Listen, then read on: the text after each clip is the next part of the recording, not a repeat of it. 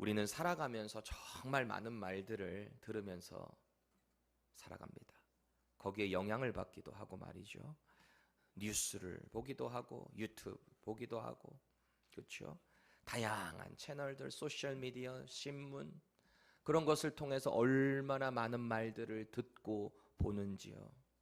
그 말들이 우리의 귀에 항상 속삭여요.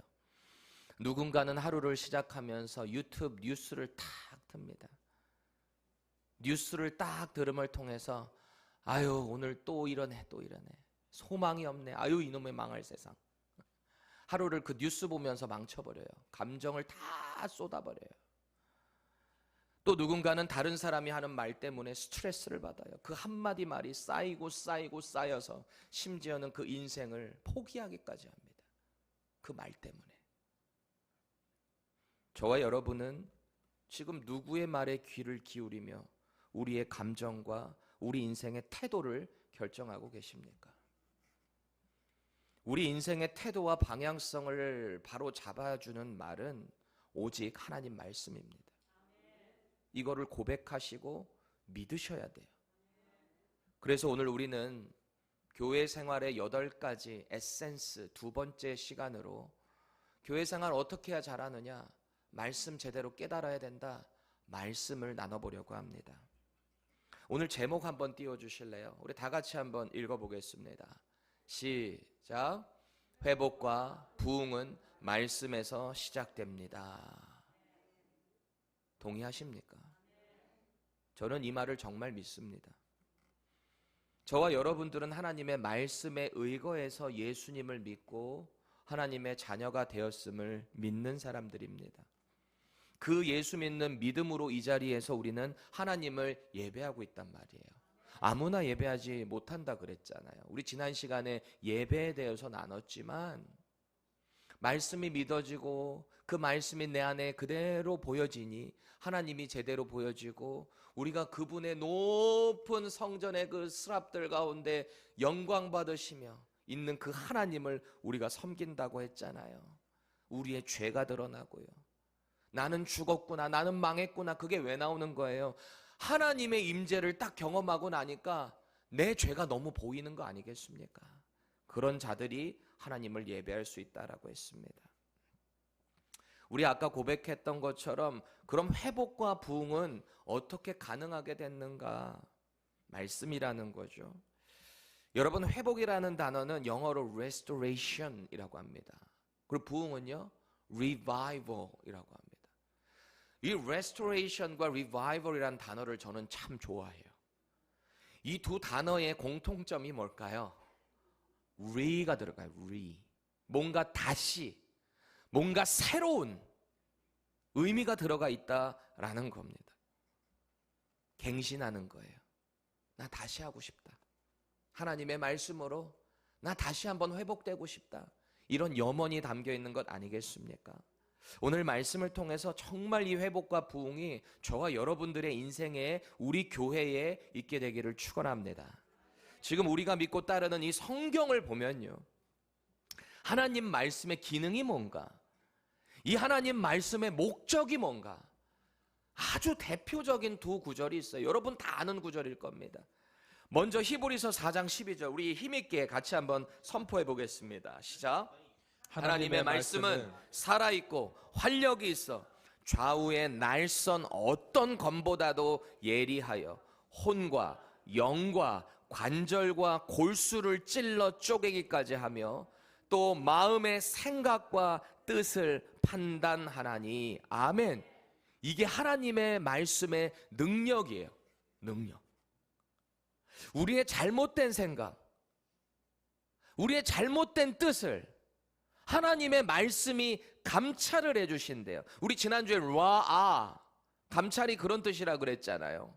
높으신 분께서 우리를 이렇게 바라보시는 거잖아요. 그게 느껴지니까 우리 잘못됐구나 깨닫게 되는 것 아니겠습니까? 말씀이 우리에게 그렇게 하신다라는 거예요. 또 두 번째 구절 디모데후서 3장 16절 17절입니다. 시작. 모든 성경은 하나님의 감동으로 된 것으로 교훈과 책망과 바르게 함과 의로 교육하기에 유익하니 이는 하나님의 사람으로 온전하게 하며 모든 선한 일을 행할 능력을 갖추게 하려 함이라. 아멘. 이게 하나님의 말씀의 능력이에요. 목적이에요. 그리고 기능입니다. 기능. 이 말씀의 기능이라는 거예요. 여러분들이 뭔가의 새로운 기구, 디바이스 같은 걸 사게 되면 우리는 꼭 뭘 봐요? 매뉴얼을 보게 됩니다. 여러분 교회 생활 잘하고 싶으세요?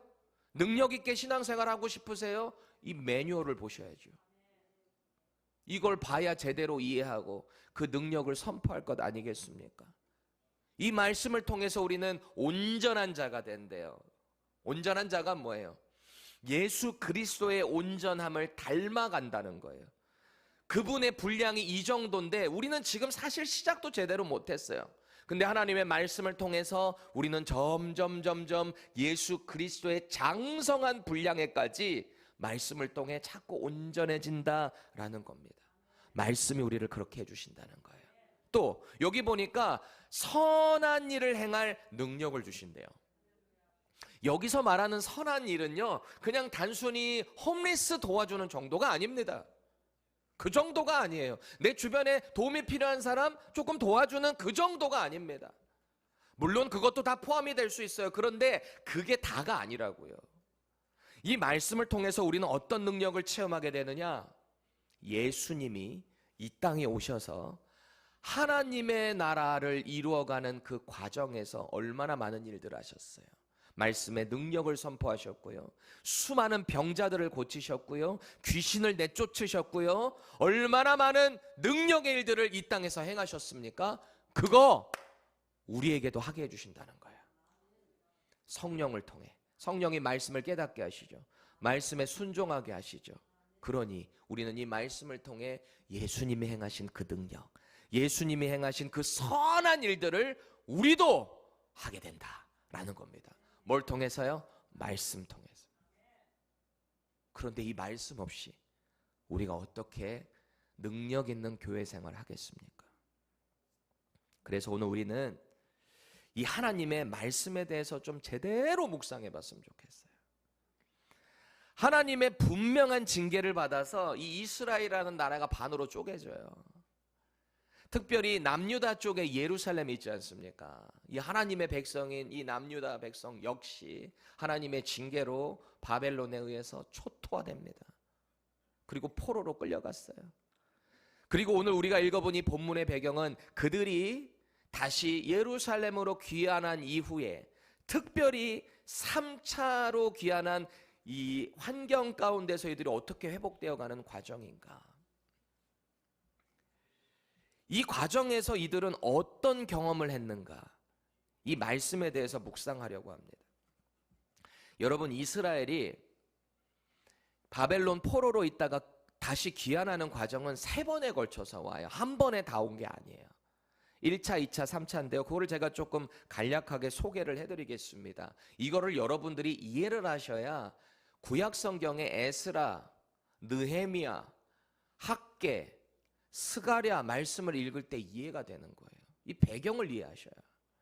1차로 귀환을 어떻게 하냐? 수룹바벨이라는 사람을 하나님이 총독으로 이 땅에 세우셔서 그들을 귀환시키는 거예요. 이 바사, 여러분 잘 알고 있는 페르시아 제국입니다.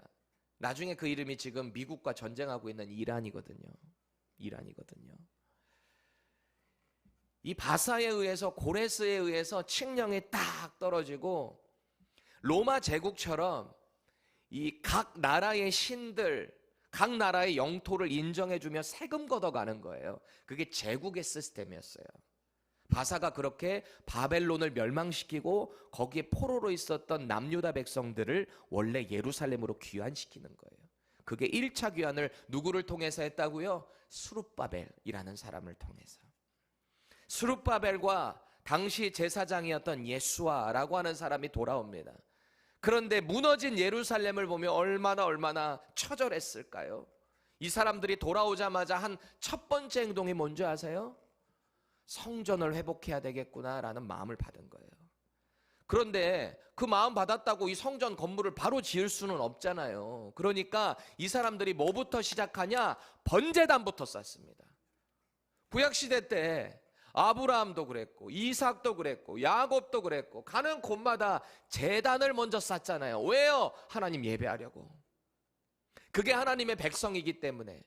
이들이 예루살렘으로 귀환하자마자 번제단을 쌓고요, 그리고 성전을 지을 지대를 결정하게 됩니다. 이제 준비하려고 하는 거예요. 근데요, 이 성전 짓는 게 녹록치 않습니다. 기초를 다 놨어요. 어떻게 재건할 건지 다 하나님의 은혜로 계획을 짜고 있어요. 그때 북쪽에 있었던 북이스라엘의 수도가 어디였죠? 사마리아잖아요. 우리 지난 시간에 예배 배웠잖아요. 예배에 대해서. 그 사마리아 사람들이 그리심산을 하나님의 성산이다라고 받았다 그랬죠. 요한복음 4장에 예수님이 그 사마리아 여인 만나러 갔다 그랬잖아요. 그 전도하려고. 그렇죠? 이제는 그리심산도 아니고 예루살렘도 아니다. 장소가 중요한 게 아니다. 이제는 영과 진리로 예배하는 자의 예배를 받으신다. 그게 예수님이 메시아로서 선포하신, 하나님으로서 선포하신 말씀이었잖아요. 사마리아가요 초토화됐어요. 북이스라엘은 BC 예수님 오시기 721년 그때요 아수르라는 나라에 의해서 완전 망했어요. 초토화됐어요. 아주 산산조각 나버렸어요. 아주 그냥 비천한 사람들, 아수르에 대적할 수 없는 사람들만 거기에 북이스라엘 사람들 남겨놓고 이 아수르 사람들 여기로 강제 이주시켰다 그랬잖아요. 오래 살다 보니 어떻게 됐다고요? 혼합 결혼했죠. 국제 결혼한 거예요. 그 안에서 이제 혼혈들이 나온 거죠. 그 사람들이 누구다? 바로 사마리아 사람들입니다. 그러니 남유다 사람들의 입장에서 볼 때는 우리만 정통성 갖고 있다, 너희들은 혼혈이다 해가지고 얼마나 무시했는지 몰라요. 종교적으로 원수지간이었다 그랬잖아요. 그런데 이 남유다가 바벨론에서 귀환하고 나서 보니까 이 성전 지으려고 하는데요, 이 사마리아에 남아있었던 사람들 중에서 산발랏이라는 사람이 있습니다. 산발랏. 따라해 보실래요? 산발랏. 네. 이 사람이요 사마리아 지역의 총독으로 있었던 사람입니다. 가만히 보니까 저 남유다 귀환한 사람들이 성전 재건하려고 하고 있거든요. 우리도 껴줘 그랬어요. 남유다가 안 된대요. 너희들은 우리와 상관없어. 이건 우리가 할 거야. 그때부터 시기하기 시작합니다. 방해 공작을 놓기 시작합니다. 또 따라해 보세요. 도비야. 도비야라는 사람은 암몬 출신입니다. 이 사람은 얼마나 남유다랑 또 연결이 되어 있는지 혼인 관계도 연결되어 있어요. 그 가족 중에. 그러니 남유다가 지금 어떤 상황인지 훤히 꿰뚫어 봅니다. 산발랏 도비야가요 얼마나 방해 공작을 하는지 협박을 합니다. 너네 지금 페르시아 제국에 반발하는 거지? 너네 다시 독립하려고 하는 거지? 예루살렘 성전 그래서 지으려고 하는 거지? 오해를 막 하기 시작합니다. 왜요? 질투에서. 얼마나 공격을 했던지요. 결국은 16년 동안 성전 짓는 공사가 스탑됩니다. 지을 수가 없었어요. 방해가 얼마나 심한지. 여러분 예배 좀 드리려고 하면 방해 공작 엄청 많죠. 그렇죠? 이게 영적인 일이라서 그래요. 16년 동안 스탑되어 있거든요. 여러분이라면 어떻게 하실래요? 아, 이거 성전 지으려고 밀어붙였다가는 이 제국에 의해서 압박받을 수 있거든요. 다시 포로로 끌려가면 어떻게 해요? 어렵잖아요. 이러지도 못하고 저러지도 못하는 상황에서 이들은 스탑한 거예요. 여러분이라면 어떻게 하시겠냐고요. 인생의 어려움 탁 마주쳤어요. 이게 분명히 하나님이 기뻐하신 뜻이라고 여러분 굳게 믿고 이거를 진행했는데 정말 많은 압박들이 나를 위협할 때 여러분 어떻게 하십니까? 포기합니까? 분명 하나님의 뜻이라고 믿고 있는데 말씀에 의거해서 난 분명 이거 해야 되는데 그런 위협이 찾아올 때 여러분 어떻게 하시냐고요. 말씀을 붙잡으십니까? 아니면 타협해버리십니까? 그때 하나님이 당신의 사람들을 보내세요. 선지자들을 보내세요. 그 사람이 바로 학개 그리고 스가랴입니다. 학개 선지자를 통해서 어떤 말씀이 남유다에게 선포되는지 아세요? 너희들 성전은 지금 이렇게 무너져 있는데 지금 너희 집만 잘 꾸미고 그러고 앉아있냐? 이런 메시지를 선포하는 거예요. 성전이 지금 이렇게 스탑되어 있는데 너희들 그러고도 하나님 백성 맞아? 이런 선포가 되는 겁니다. 뭐예요? 성전 재건하라고, 시작하라고, 밀어붙이라고 말씀을 도전하는 겁니다. 아니 그럼 사람들이 그럴 거 아니에요. 이 말씀을 딱 듣고 난 다음에 아니 이 상황을 좀 보세요. 우리가 했다가 어떻게 될지 알아요. 지금 16년이나 스탑돼 있었는데 이제 하라고요? 아니 나 지금 할 것도 많은데, 지금 비즈니스도 하나 오픈했는데, 지금 어떻게 하라는 거예요? 그럴 수 있잖아요. 그때 하나님은 또 다른 당신의 종을 보내시는데 그게 스가랴 선지자인 거예요. 스가랴가 뭐라고 하는지 아세요? 4장에 보면은 이런 말을 합니다. 이는 사람의 힘과 능력으로 되는 게 아니라 오직 나의 영으로 가능하다. 아멘. 하나님의 영으로 가능하다. 지금 우리는 무엇으로 살아가고 있어요? 내 힘인가요? 아니면 하나님의 말씀의 능력인가요? 결국 이 사람들은요, 그 하나님 말씀에 힘입어서 BC 516년도에 예루살렘 성전을 완공합니다. 남유다가 멸망해서 포로로 끌려간 게 BC 586년이거든요. 언제 지었다고요? BC 516년. 정확히 몇 년 차이나요? 70년. 그거를 많은 학자들은 이게 바벨론 포로 70년 귀환이다라고 보는 겁니다. 그래서 이름하여 원래 1차 성전은 솔로몬 성전이라고 불렀거든요. 솔로몬이 지었잖아요. 근데 무너졌죠? 근데 2차 성전이 버전 2로 지어졌는데 아까 총독 이름 뭐였다고요? 스룹바벨. 그래서 스룹바벨 성전이라는 이름이 붙여지는 겁니다. 성전이 재건됐어요. 자, 이제 1차 귀환한 지 약 한 58년 정도가 지나요. 58년. 에스라의 인도로 2차 귀환이 이루어집니다. 남유다의 2차 귀환. 에스라가 예루살렘으로 딱 돌아왔습니다. 보니까 성전도 이렇게 딱 지어졌어요. 그런데 문제가 뭐냐?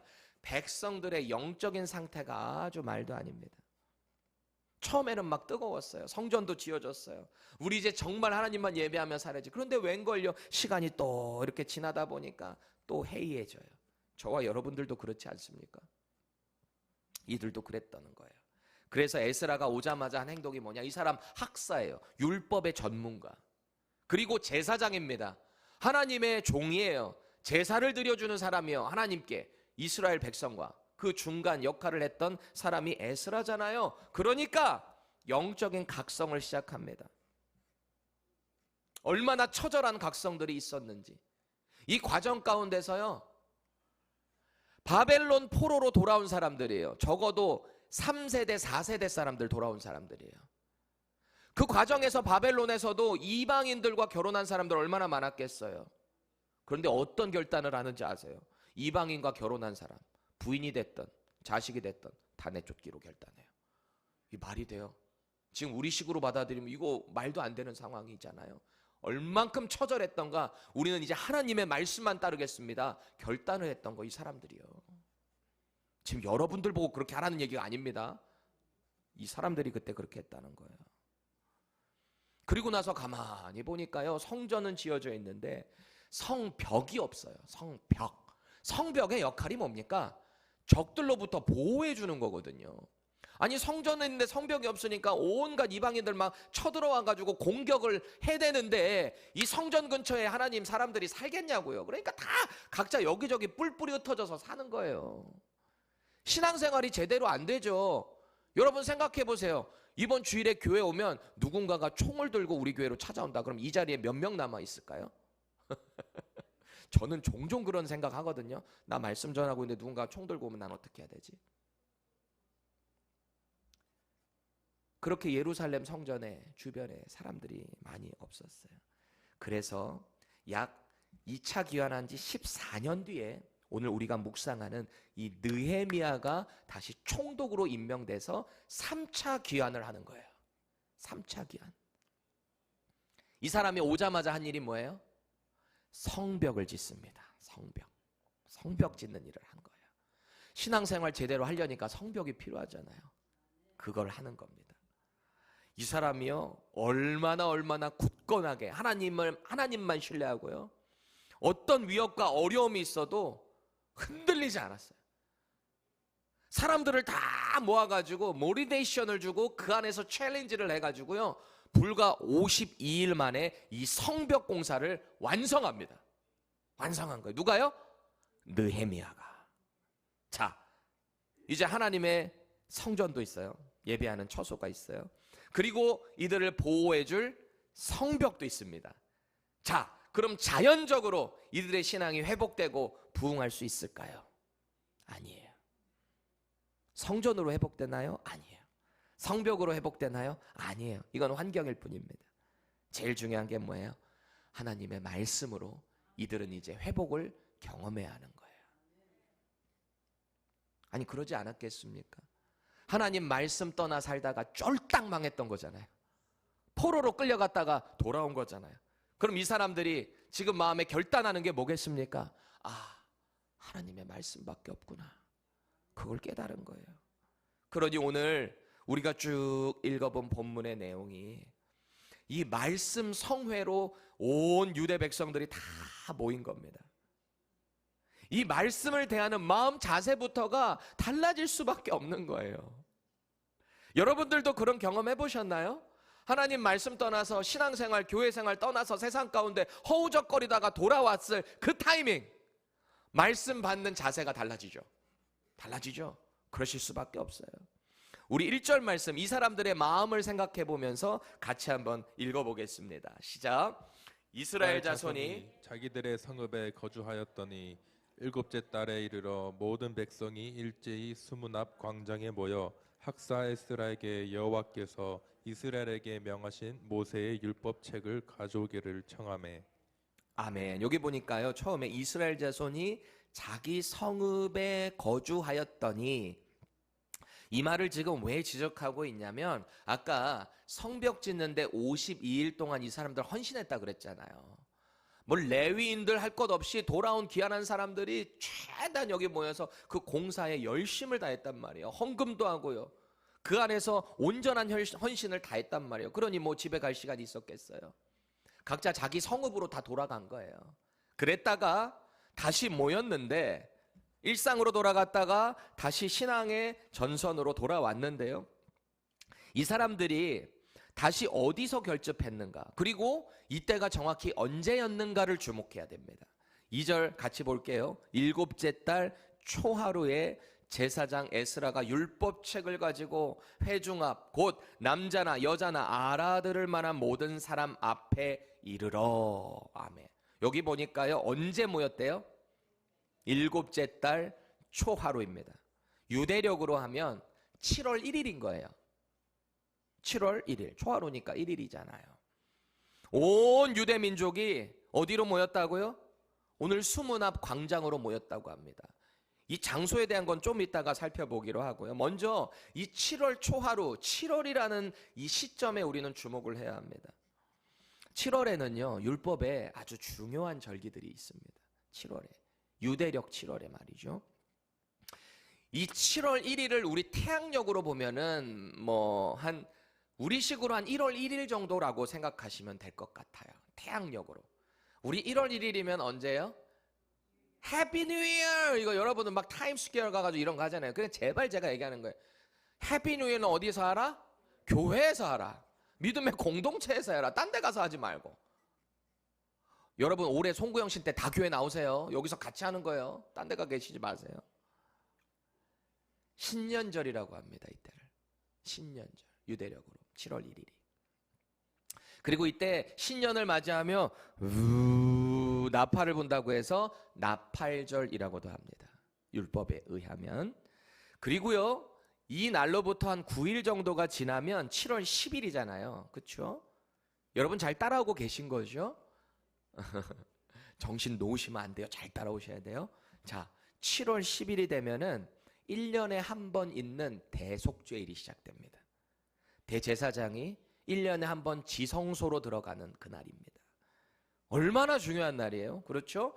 또 그로부터 7월 10일로부터 5일 정도 지나면 5일 뒤에 7월 15일이잖아요. 그렇죠? 그때는 무슨 절기가 있는가? 여러분 잘 알고 있는 초막절이 이때부터 시작됩니다. 아니 그러니 7월에 얼마나 중요한 절기들이 여기 모여 있는 거예요. 초막절이 뭐 하는 날입니까?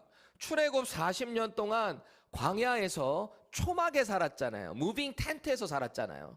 그러니까 이 사람들이 그 광야에서 인도하신 하나님께 감사하고 그날을 기억하는 게 이 초막절이란 말이에요. 그러니 지금도 2026년을 살아가는 지금도 이스라엘에 있는 유대인들은 초막절이 되면은 자기 집에 안 살고 그 베란다에다가 텐트 같은 거 지어놓고 일주일 동안 거기 있어요. 그 초막절 지키겠다고. 화려한 집이 아닌 저 천박한 사막 가운데서 텐트에 있으며 오직 하나님의 인도하심을 감사하는 게 초막절이잖아요. 7월이 얼마나 중요한 절기예요. 그러니까 귀환한 유대 백성들이요, 이 7월 1일 나팔절이 딱 됐을 때 대속죄일을, 그리고 앞으로 이 초막절을 어떻게 잘 지킬 수 있을까? 이 사람들이 뭘 요청한 거예요? 학사 겸 제사장인 에스라에게 그 율법책 좀 가지고 와주세요. 우리에게 그 말씀을 좀 들려주세요. 자발적으로 요청했다는 겁니다. 왜요? 망해봤기 때문에. 이제 자기들 살 길이 뭐다? 하나님의 말씀이기 때문에 스스로 요청을 했다라는 겁니다. 자, 그러면 우리 다시 한번 아까 그 장소를 주목해 볼게요. 어디 모였다 그랬어요? 예루살렘 성전 바깥쪽에 있는 수문 앞 광장에 모였답니다. 수문이 뭐냐면 water gate예요. 물이 들어오는 문이에요. 물 들어오는 물. 이 안에서 자체적으로 지금처럼 수돗물이 있는 게 아니잖아요. 기혼이라는 예루살렘 동쪽에 있는 그 다윗성 근처에 있는 기혼 샘에 가서 물을 떠서 이 워터 게이트로 들어오는 거예요. 그러니까 얼마나 많은 사람들이 물이 필요하니까 다 거기서 들락날락 했던 곳이 이 수문이잖아요. 이 사람들이 만든 게 아니라 오기 전부터 그 문은 계속 있었을 겁니다. 거기를 다시 한번 성벽으로 재건한 거거든요. 얼마나 많은 사람들이 여기 몰릴 수 있겠어요. 그리고 사람들이 많이 모이게 되면 여기 또 커뮤니티가 생기잖아요. 그렇죠? 우리 미국의 어떤 지역이든 간에 한인들이 모이면 뭐가 생겨요? 한인회 커뮤니티가 생기잖아요. 마찬가지인 거예요. 여기도 거기서 뭐 서로 정보도 교류하고 거기서 뭐 나눔도 하고 이 수문 앞 광장에서 그런 일들을 많이 행했다라는 겁니다. 이 사람들 왜 그럼 성전 뜰에 모이지 않고 왜 수문 앞 광장 여기에서 모였을까요? 어려울 필요가 없는 게 성전 앞 뜰은요, 장소가 제한돼 있잖아요. 여러분 예를 들어서 제사장의 뜰이나 이스라엘의 뜰 같은 경우는 만약에 그런 경우에는 자격 조건이 안 되면 못 들어가잖아요. 여자들도 못 들어가는 곳도 있잖아요. 여자들은 딱 여인의 뜰만 들어가야 되잖아요. 그러니까 이 사람들이 다 남녀노소 모일 수 있는 곳은 어디다? 수문 앞 광장. 거기에 온 유대 이스라엘 사람들이 모였다라는 겁니다. 언제 모였다고요? 나팔절에, 신년에 하나님의 말씀을 사모해서 다 모였다라는 겁니다. 오늘 3절 말씀은요, 제 마음을 정말 뜨겁게 합니다. 우리 같이 한번 선포해 보실까요? 시작. 수문 앞 광장에서 새벽부터 정오까지 남자나 여자나 알아들을 만한 모든 사람이 앞에서 읽음에 뭇 백성, 모든 백성이라는 거죠. 뭇 백성이 그 율법책에 귀를 기울였는데 그럽니다. 에스라가 언제부터 언제까지요? 새벽부터 정오까지. 이 사람들의 요청으로 갖고 온 거잖아요. 율법책을. 그 사람들 앞에서 낭독을 합니다. 다시 한번요. 언제부터 언제까지요? 새벽부터 정오까지. 율법책을 볼 수 있는 시간대. 우리식으로 뭐 쉽게 보면은 새벽 한 6시쯤 되지 않았을까요? 정오가 몇 시예요? 12시까지. 장장 몇 시간 동안 율법책 낭독했다고요? 6시간 동안. 여러분 이 말씀 딱 들을 때 어떤 마음이 들으세요? 와, 은혜가 넘친다. 6시간 동안 와, 그 말씀을 들었구나. 익사이팅 되시나요? 아니면 어휴, 말만 들어도 허리가 아프네. 그러세요? 어떠세요? 후자죠? 아이고, 6시간 동안 어떻게 듣고 있디야?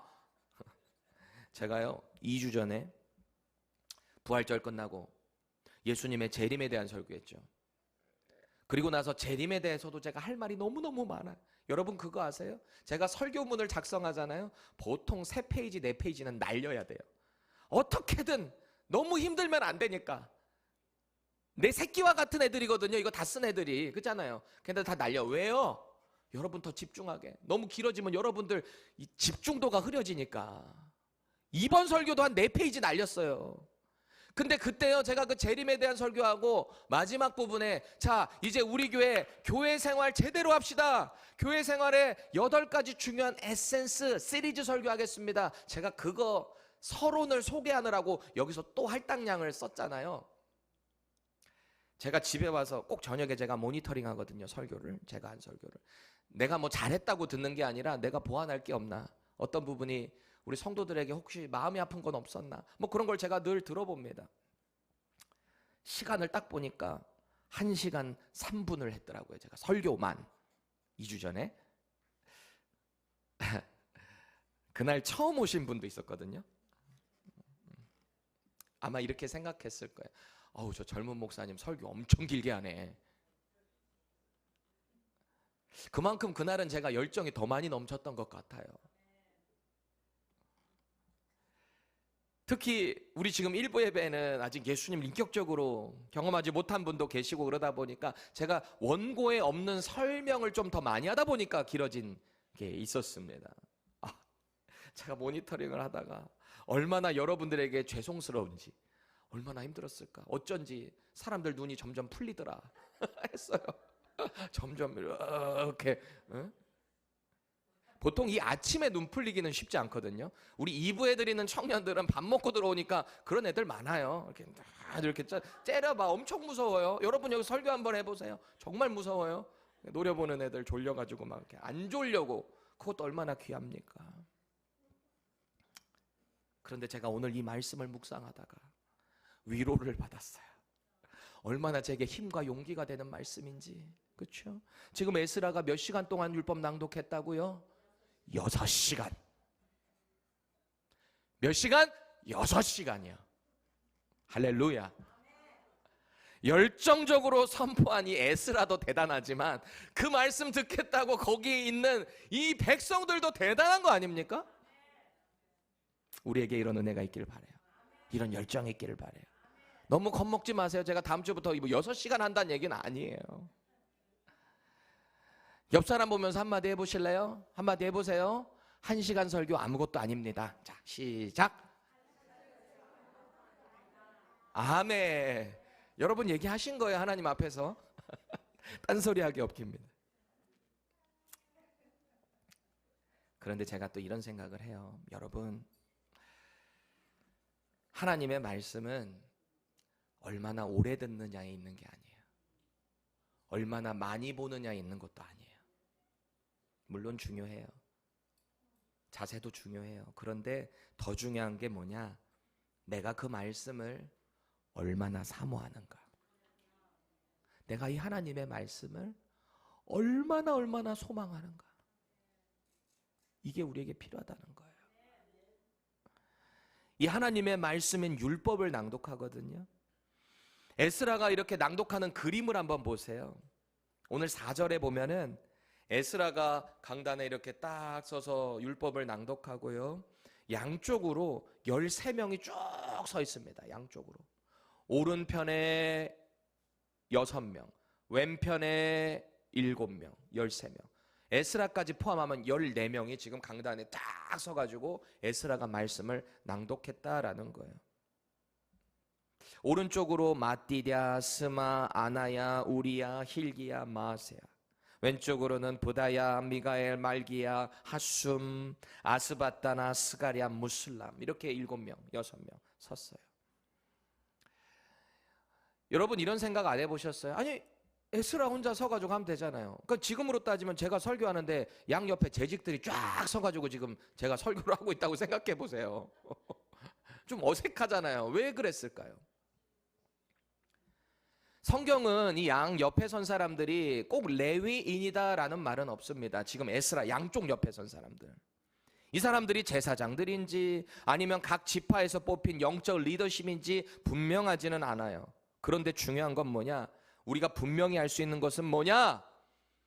이 율법, 하나님의 말씀을 낭독하는 것은요, 에스라 개인의 생각이 아니라는 거예요. 하나님의 말씀의 증인으로 같이 서가지고 이 말씀이 낭독되는 모습 가운데 여러분 회중이 이것을 바라볼 때 어떤 마음이 들겠어요?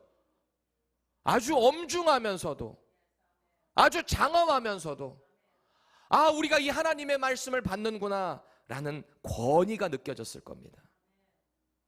이들은 마치 법정에 서선 증인들과 같은 거예요. 에스라가 선포하는 이 율법이 결코 변하지 않는 하나님의 말씀이다라는 것을 보증하는 그림이에요. assurance 하는 거예요. 그리고 또 우리는 이 율법이 읽혀지고 가르쳐지는 과정을 주목해야 합니다. 우리 5절 같이 한번 읽어보겠습니다. 시작. 모든 백성 위에 서서 그들 목전에 책을 펴니 책을 펼 때 모든 백성이 일어서니라. 아멘. 다 같이 어떻게 했다고요? 이 율법을 쫙 펴니까 어떻게 했다고요? 다 같이 자리에서 일어난 거죠. 제가요 15년 전에, 이제 거의 진짜 만 15년 됐네요, 미국 온 지.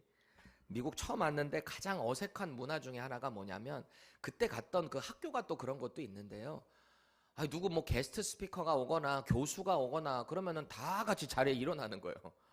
너무 어색한 거예요. 기립박수로 환영을 하더라고요. 다 같이 자리에 일어나서 기립박수. 그 학교가 약간 오순절 계통이었다 보니까 약간 이 말씀 전하는 스피커들에 대한 그 권위를 많이 높여주는 경향이 있었던 것 같습니다. 게스트 설교하러 올 때마다 막 이렇게 일어나는 거예요. 여러분, 제가 이 자리에 여기서 딱 들어올 때 일어나지 않잖아요. 얘기하느라 정신 없잖아요. 아우, 잘 지냈어 막. 여러분 오시면 좀 기도들 좀 하시고 예배 준비하시고 그렇게 하시기를 바라요. 예배도 준비하셔야 돼요, 마음으로. 근데 일어나잖아요. 그건 너무 어색한 거예요. 여러분, 기립박스의 의미가 뭡니까?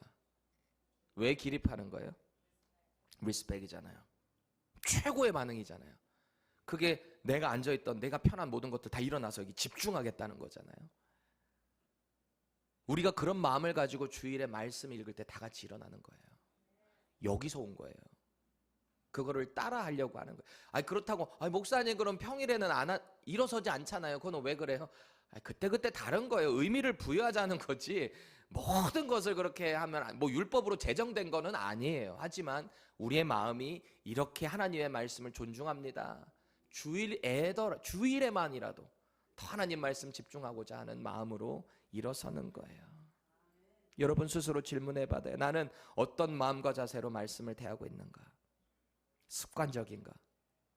아니면 하나님의 말씀에 대한 정말 경외심을 가지고 내가 이 말씀을 대하는가 말이죠. 꼭 기억하세요. 부흥과 회복의 시작은 하나님의 말씀을 어떤 자세로 대하는가, 여기서부터예요. 그렇게 오늘 말씀을 들은 회중들이요, 놀라운 반응을 하기 시작합니다. 6절 보세요. 에스라가 위대하신 하나님 여호와를 송축하며 모든 백성이 손을 들고 아멘, 아멘, 말씀이 선포될 때마다 아멘, 아멘 했다는 거예요. 그리고 몸을 굽혔대요. 얼굴을 땅에 댔대요. 그리고 여호와께 경배하니라. 하나님의 말씀이 위로부터 떨어지고요, 선포되고요, 그 말씀을 받았어요. 모든 사람들이 그 말씀을 아멘으로 받았어요. 여러분들에게도 말씀이 선포될 때 아멘으로 크게 응답하시고 반응해서 받으시기를 바랍니다. 아멘이 커야 돼요. 여러분, 아멘으로 대답해서 그 말씀이 여러분의 마음에 engrave, 새겨지는 거예요. 꼭 아멘 안 한다고 안 새겨지는 건 또 아닌데 좀 적극적으로 해보자 이거죠. 최선으로 반응하는 거예요. 아멘이 무슨 뜻이에요, 히브리어로? 네, 그렇습니다. 동의합니다. 제가 그 말씀이 내게 이루어지기를 원합니다. 이런 고백이 아멘이잖아요. 그러니 하나님의 말씀이 쫙 선포되면 여러분 당연히 아멘 하셔야 돼요. 할렐루야, 이게 뜻이 뭐예요? 너희는 여호와를 찬양하라 라는 말입니다. 그러니 앞에서 할렐루야 하면 여러분 어떻게 해야 돼요? 아멘, 당연히 해야죠. 당연히 해야죠. 뜻을 모르니까 여러분이 안 한 거잖아요. 제가 한번 해볼게요. 할렐루야, 아멘. 그렇게 하셔야 되는 거예요. 얼마나 좋아요, 이렇게 하니까. 말씀을 받고 그 말씀을 통해 하나님을 경험하니 땅에 얼굴을 댈 수밖에 없어요. 왜? 우리 죄가 보이니까. 나 같은 존재에게 하나님의 말씀이 임했구나. 그리고 회개하고요. 다시 하나님의 은혜를 경험하니 그 다음 반응이 뭐예요? 다시 하나님을 이렇게 송축하는 거예요. 이게 우리의 교회 생활의 말씀이에요. 다른 게 아니에요. 우리가 좀 주목해야 될 것이요, 에스라가 주구장창 6시간 동안 혼자 낭독한 건 아니라는 거예요. 사실 이 부분이 오늘 말씀의 핵심인데요, 하나님의 말씀을 어떻게 대하고 그 말씀을 어떤 과정을 거쳐서 유대 백성들에게 적용됐는가, 포인트예요. 7절 8절 우리 같이 한번 읽겠습니다. 시작. 예수아와 바니와 세레비아와 야민과 악굽과 사브데와 호디야와 마아세아와 그리다와 아사랴와 요사밧과 하난과 불라야와 레위 사람들은 백성이 제자리에 서 있는 동안 그들에게 율법을 깨닫게 하였는데 하나님의 율법책을 낭독하고 그 뜻을 해석하여 백성에게 그 낭독하는 것을 다 깨닫게 하니. 아멘. 여기 보니까요, 아까 에스라를 중심으로 양쪽에 13명 서 있었다 그랬죠. 그리고 지금 백성들 사이에도 지금 여러분 여기에 나오는 사람들은 레위인들입니다. 말씀을 가르치는 레위인들 13명이 여기 쫙 사이사이마다 포진되어 있고요, 13명을 비롯한 또 다른 레위인들이 다 그 사이마다 서 있었다라는 겁니다. 이 사람들이 거기 서서 뭐 한 거예요? 율법이 낭독되면 그 말씀을 깨닫게 해줬다는 거예요, 거기 있는 사람들에게. 여러분 생각해 보세요. 바벨론 포로에서 돌아온 사람들입니다. 70년 포로 생활 돌아와가지고 성전 재건되고 온 사람들이에요. 2세대 3세대 이상 다음 세대들입니다. 우리 지금 이민 시대에서도 2세대 3세대 되면 한국말 잊어버린 사람 많잖아요. 여기도 마찬가지일 수 있어요. 하나님의 율법이 히브리어로 기록되어 있거든요. 이스라엘의 언어잖아요. 그거 잘 이해 안 될 수 있잖아요. 그러니 옆에서 그것을 해석해 준 레위인들이 있었다는 거예요. 그래, 남녀노소 말을 알아들을 수 있는 모든 사람들은 이 율법의 말씀을 깨닫고 거기에 결단하는 이 말씀의 과정들이 이루어졌다라는 겁니다. 제가 보기에 성경 전체에서 가장 효과적이고 환상적인 연합이 대대적으로 이루어진 성경 공부다, 제자 훈련이 이루어졌다라는 거예요. 자, 말씀을 정리해 볼까요? 에스라가 나팔 전에 낭독하는 율법이요, 이 세 과정을 통해서 백성들에게 전달된 거예요. 첫 번째, 율법을 그대로 낭독했어요. 두 번째, 백성들 사이에 있는 레위인들이 해석을 해줬습니다. 그렇죠? 세 번째, 그 말씀을 깨닫고 삶에 적용했다. 어떻게 적용했나? 어떻게 깨달았냐? 9절에 보면 그게 나와요. 이 사람들이 어떻게 반응했는가? 다 울어요. 울어. 그 말씀 듣고 깨닫고 울어요. 왜 울어요? 여러분, 제가 요새 눈물이 왜 이렇게 많아졌는지 모르겠어요. 지금도 막 울컥울컥해. 하나님의 말씀. 저도 갱년기가 벌써 오는 건 아닐 텐데, 아직 젊은 사람인데 왜 그럴까? 하나님의 말씀이 내 마음을 터치하기 때문에 그래요. 터치하는 거예요. 눈물은 우리의 감정의 표현이잖아요. 내 마음이 하나님의 말씀에 감정되니 자꾸 이렇게 이펙트를 입으니까 리액션이 나오는 거잖아요. 내 죄가 보여지고 내 연약함이 보여지고 그 가운데 눈물로 반응을 하는 거죠. 이 사람들요, 자신들의 그 민족의 역사, 율법하면은 딱 출애굽 이스라엘 백성들 떠오를 거 아니에요. 자기들의 선조잖아요. 그들이 어떻게 해서 망했는가? 어떻게 해서 다 광야 가운데 40년 동안 죽어버렸는가? 왜요? 하나님 말씀 떠나서. 말씀 떠나서. 그거 알잖아요. 그런 이들이 울 수밖에 없는 거예요. 아, 우리도 하나님 말씀 떠났기 때문에 그렇게 망했다가 돌아온 거구나. 하나님이 우리에게 세컨 찬스를 주신 거구나. 이제는 말씀밖에 없구나. 이 사람들이 결단하고 그렇게 하나님께 반응하고 있다라는 거예요. 여러분, 지금 이 말씀 집회 현장을 머리에 떠올려 보세요. 상상해 보세요. 말씀에 찔리니 감동으로 온 백성들이 울고 불며 회개한 거예요. 결단한 거예요. 지난주에 그랬죠.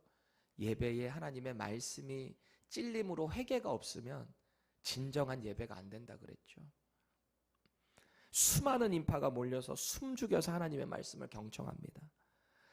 그리고 말씀이 선포되는 주의 종들을 통해서 그 말씀이 깨달아집니다. 제자 훈련이 됐다는 거죠. 그리고 말씀에 적용해서 리액션. 여러분 말씀 끝나고 목장 가서 나누는 거 여러분 다른 소리 하려고 하지 마세요. 말씀에 있는 퀘션에 대한 내용들만 반응하세요.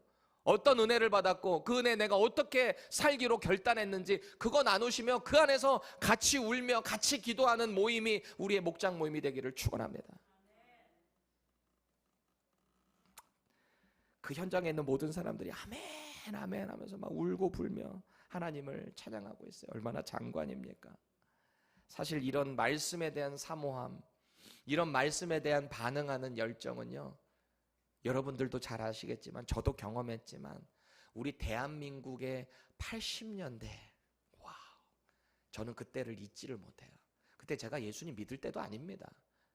요만한 나이 때 애들, 우리 어머니 아버지 여러분들도 그러셨을 거 아니에요. 뭐 어디서 부흥회 한다 그러면 그냥 인파가 얼마나 몰려드는지, 오살리 금식 기도원, 강릉 금식 기도, 그때 또 한월산 기도원 막 뜨거울 때입니다. 한국에. 우리 미국 분들은 잘 모르시겠지만 한국 교회가 지금 이렇게 부흥한 건 그때의 하나님의 부어주신 은혜와 뜨거운 열정이 있었기 때문이에요. 기도가 있었기 때문이에요.